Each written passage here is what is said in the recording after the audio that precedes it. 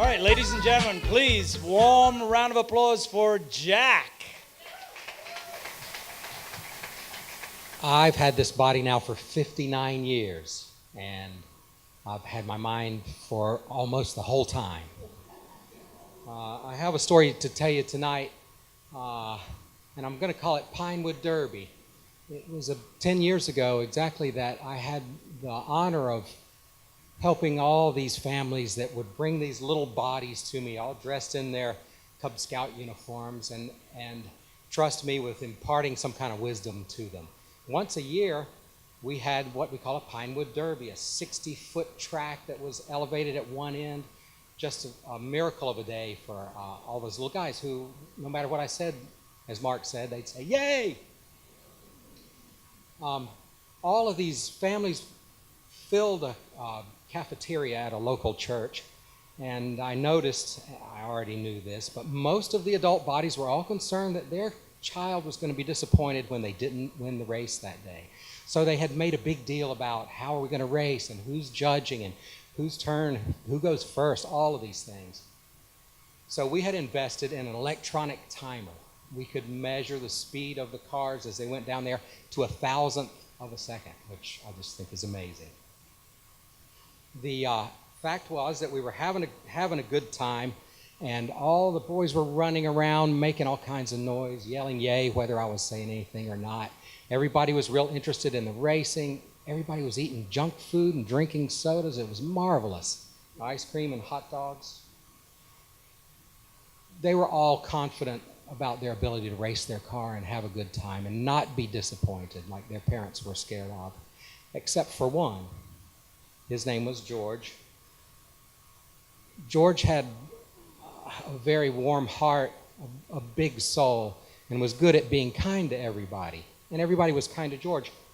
But he had cerebral palsy, and he was used to being disappointed on many levels, not the least of which was that the next morning he was going to have the 7th in a series of surgeries that he hoped would allow him to walk for the rest of his life.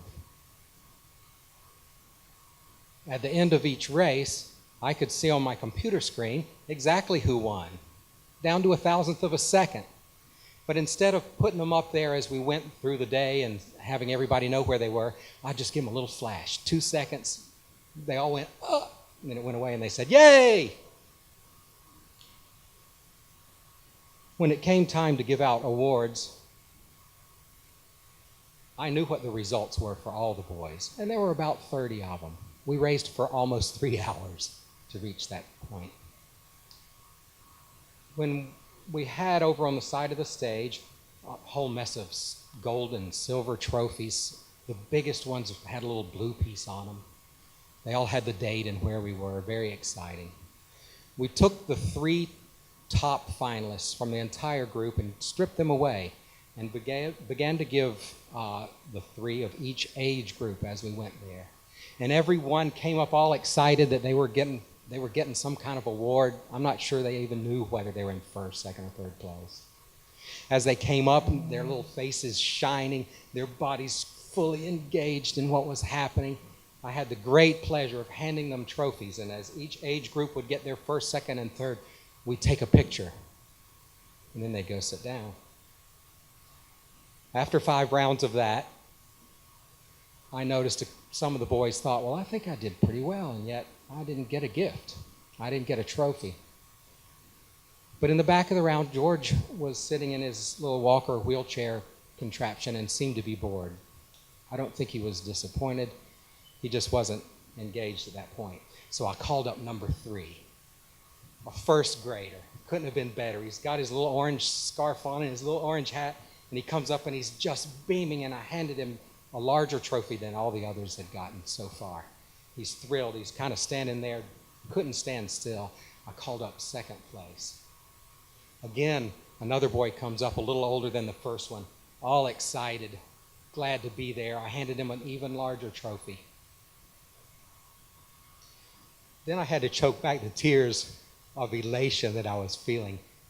And in my largest announcer voice, I said, this year, 2006, the fastest car in the entire day here at PAC 252 is George.